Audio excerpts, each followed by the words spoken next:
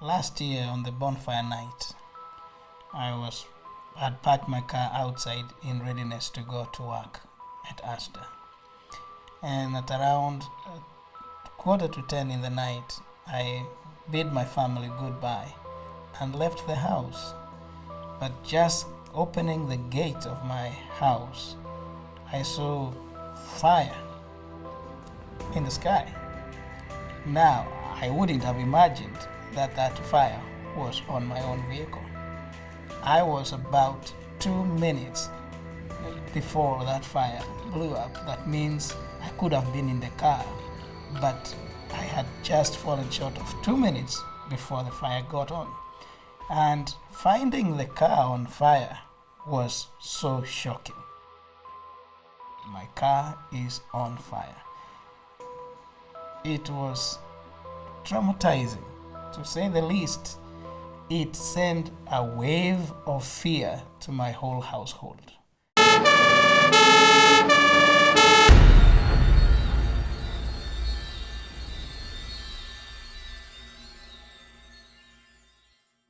I was obsessed with fires, cars, buildings, anything. We just didn't burn anything.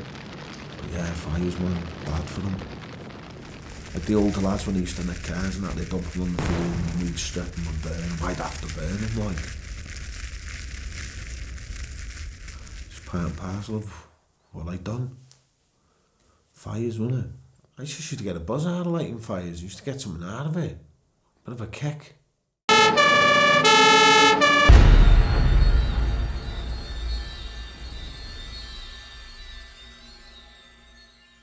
Why would someone want to set someone else's property alight for no apparent reason? Boredom, peer pressure, a bit of excitement as well. You know, that's how they perceive it. Is feel that they got nothing to do in the area maybe.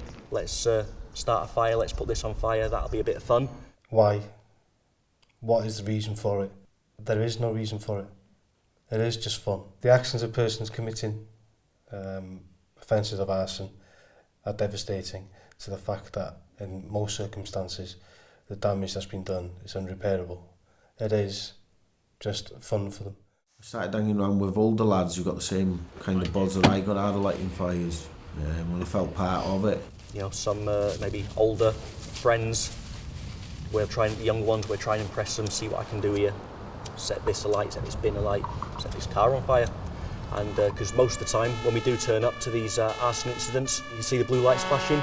A group of teenagers go running off into the woods, down the road.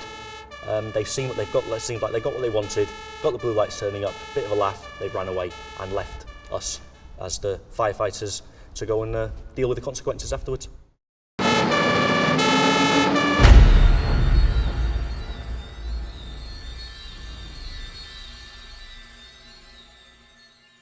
Just the not knowing when it's going to happen next. And I think because of the way it sort of happened, everything went really, really quiet for a time, and we thought, oh, that's the end of it. And then all of a sudden, another one gets done, and of course then the community's in an uproar again. And the fear really of who's going to be next. Why is the community being targeted?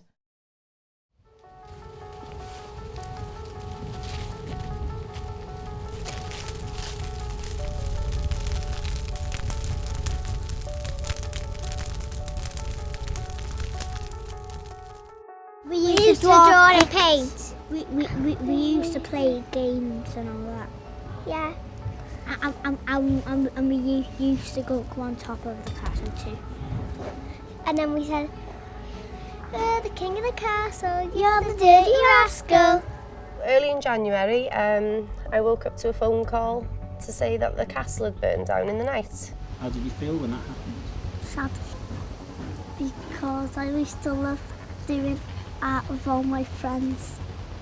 It was quite a shock because it was a big part of the Venture Playground.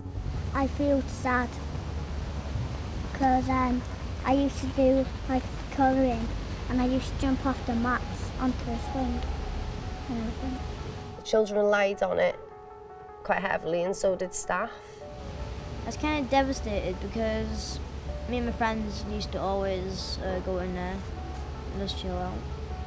So it was really sad actually, yeah. It was where we worked from, sort of our base, and it contained a lot of our resources too. It felt sad because I used to love playing here. Why on earth did they do it? To make themselves cool or something? We're a charity, so everything that was lost couldn't be replaced. I haven't got a clue if we were targeted. All I know is the children felt a loss.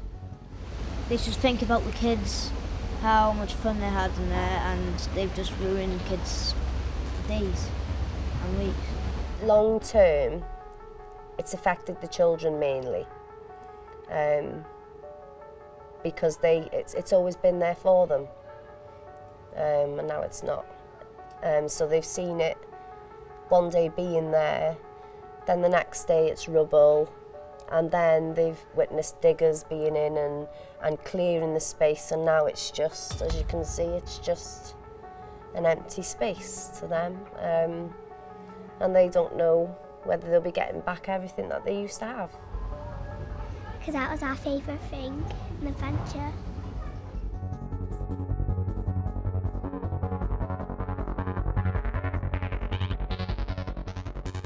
What starts off as a little bit of fun has a devastating effect in relation to people's lives.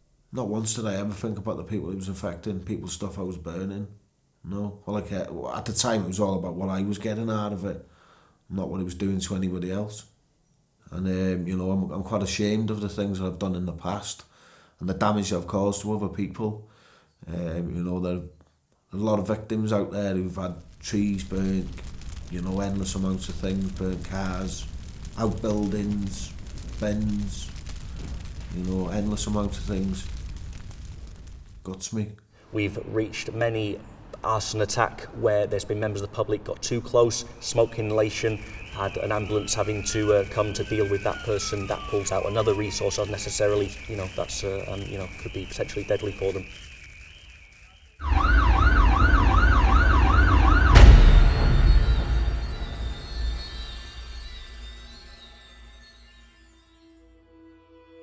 Overall, I've had over 200 operations and procedures to treat my burns. It was 96% of me that got burnt in the fire. My whole body was resurfaced with skin grafts. The scarring is nothing. It really is nothing, because it's the physical and emotional side of it that really ruins you. Being on fire alive is the worst thing on earth.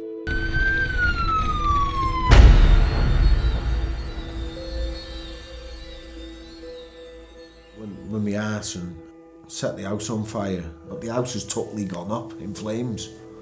Properly, the fire brigade have had to kick the door in and they've had to come and get me out. But if they wouldn't have come, I'd have been dead. And I ended up getting quite a lengthy sentence for the arson, and I ended up going into prison for that for a long time. It was horrible. First time inside was horrible. First time I cried, I'll be honest with you, the first day I was in there. If you're prepared to set fires, be prepared to go to jail.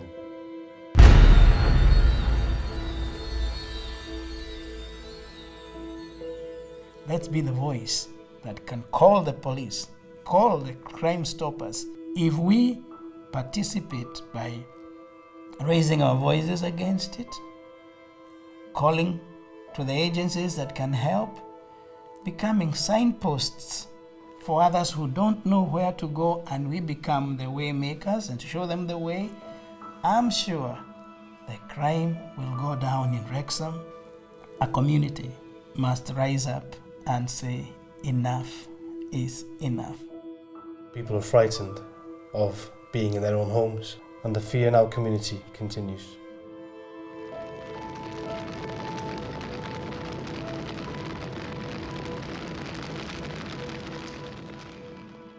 I think you need to think before you do it, because not only are you damaging people's property, you could damage their lives, and you could even damage your own life if the fire catches you.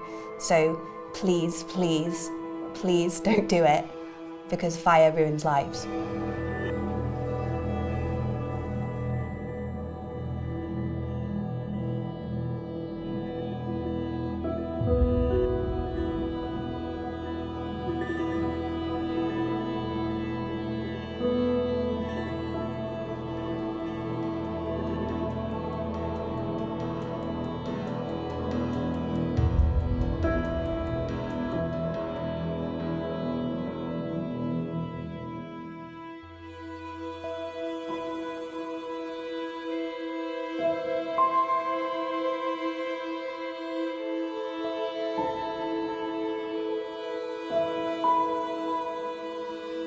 you.